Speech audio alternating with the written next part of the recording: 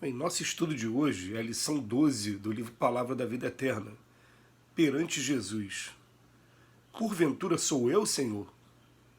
Evangelho de Mateus, capítulo 26, versículo 22. Diante da palavra do Mestre, reportando-se ao espírito de leviandade e defecção que o cercava, os discípulos perguntaram afoitos: Porventura sou eu, Senhor? E quase todos nós, analisando o gesto de Judas, incriminamo-lo em pensamento. Por que teria tido a coragem de vender o divino amigo por 30 moedas?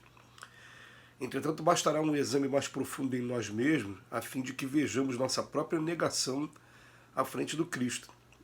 Judas teria cedido à paixão política dominante, enganado pelas insinuações de grupos famintos de libertação do jugo romano. Teria imaginado que Jesus, no Sinédrio, avocaria a posição de emancipador da sua terra e da sua gente, exibindo incontestável triunfo humano. E apenas depois da desilusão dolorosa e terrível, teria assimilado toda a verdade. Mas nós, em quantas existências e situações tê-lo-emos vendido no altar do próprio coração ao preço mesquinho do nosso desvairamento individual? Nos prêmios da vaidade e do orgulho, nas exigências do prazer egoísta, na tirania da opinião, na crueldade confessa, na caça da fortuna material, na rebeldia destruidora, no ouvido dos nossos deveres e no aviltamento do nosso próprio trabalho. Na edificação íntima do reino de Deus, meditemos nossos erros conscientes ou não, definindo nossas responsabilidades e débitos para com a vida, para com a natureza e para com os semelhantes.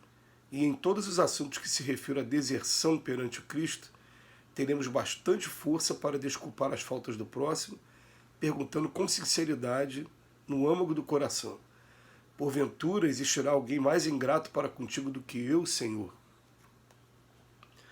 Emmanuel hoje pega uma passagem que, após Jesus revelar na última ceia que alguém o estava traindo, todos questionam: porventura sou eu? E faz até um comentário com relação ao erro de Judas, porque chama a nossa atenção para o fato de que a primeira coisa que vem no pensamento é isso, né? Por que teria Judas feito aquilo? São várias as teorias com relação a Judas, mas uma que pelo menos se enquadra muito bem dentro dessa situação, uma delas que eu vou optar aqui, vai ser a de que pouco antes de Jesus ser entregue, ele foi visto pelos discípulos secando uma figueira que já não prestava, que já não cumpria mais o seu papel. E eles chegam até a usar a palavra no Evangelho, né? Olha a figueira que tu amaldiçoaste, como se Jesus amaldiçoasse alguma coisa, né? Mas na verdade o magnetismo do Cristo fez com que aquela figueira secasse. Então aquilo foi observado pelos discípulos e pelo mais politizado de todos eles, que era Judas, que na verdade ele achou que Jesus, sendo entregue na mão das autoridades, poderia fazer a mesma coisa que fez com a figueira, com aquelas autoridades da época, e promoveria a libertação do povo do jugo romano. Foi essa a ideia. Tanto que não foi uma espécie de traição no sentido mais grave da palavra, porque logo em seguida, em primeiro lugar, ele não ficou com as moedas, ele jogou as moedas fora imediatamente. E depois que ele viu que seu plano deu errado, ele, atormentado pelo remorso, ele se suicidou, se enforcando, né? Então o que acontece? Depois Emmanuel vem falar para a gente assim: mas vem cair nós, porque todo mundo aqui, a gente vai falar: porventura sou eu, Senhor? Porque todo mundo na Terra, todos nós espíritos encarnados aqui na Terra, ainda temos alguma coisa desafinada com o Evangelho, quiçá várias coisas, né? Alguma coisa, estou falando assim, procurando ser bem otimista. Mas Emmanuel nos propõe hoje aquela revisão da nossa consciência em perguntar assim: mas e nós? Em quantas existências e situações será que a gente não vendeu também o Cristo no altar do próprio coração, ao preço mesquinho do nosso desvairamento individual?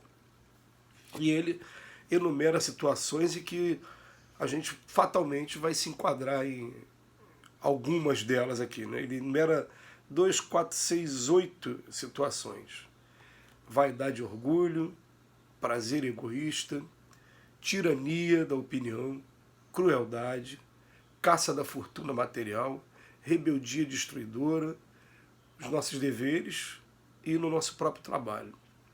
Então, a gente começar a fazer essa pergunta sincera para a gente, começar a aproveitar também aquela deixa de Santo Agostinho no Livro dos Espíritos, de todo dia, quando chegar ao final do dia, interrogar a consciência e perguntar para a consciência: será que eu não terei falhado com relação ao Cristo?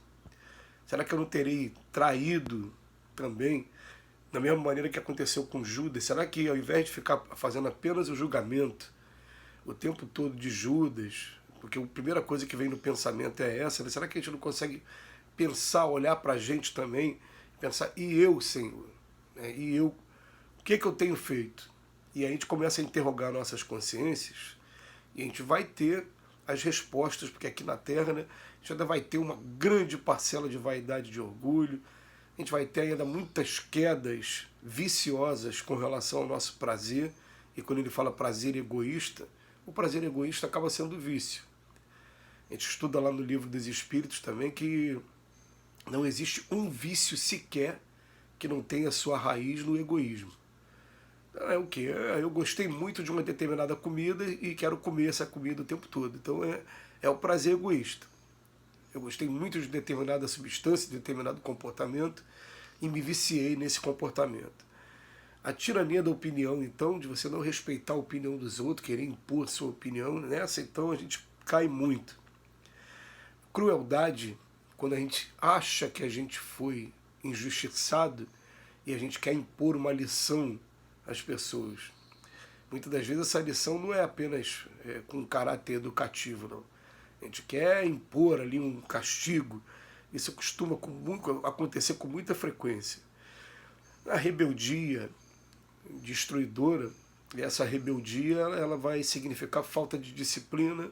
Então qualquer falta de disciplina alimentar, ou às vezes emocional também, ela vai se enquadrar nisso aqui, na rebeldia destruidora.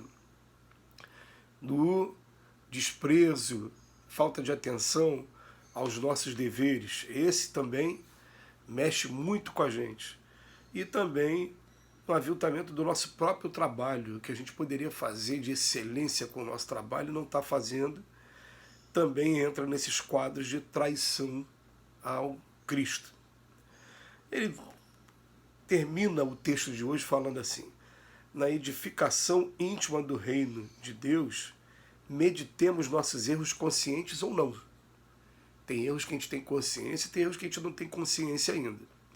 E a gente define também, definindo nossas responsabilidades e débitos para com a vida, para com a natureza e para com os semelhantes. E em todos os assuntos que se refiram à deserção perante o Cristo, teremos bastante força para desculpar as faltas do próximo, perguntando com sinceridade, né? Porventura existirá alguém mais ingrato para contigo do que eu? Antes da gente condenar qualquer pessoa, vamos começar a pensar também na gente. A gente tem uma facilidade muito grande em julgar, e a sentença do Cristo está aí há muito tempo. Com a medida que julgares, também serás julgado. Então a gente tem que começar a pensar muito bem antes da gente emitir qualquer opinião, qualquer juízo de consciência dos comportamentos de outras pessoas, e trazer o tempo todo para a gente. Porque a hora que eu conseguir, pelo menos reunir, não vou dizer excelência total, porque o planeta Terra não é um planeta ainda de excelência total.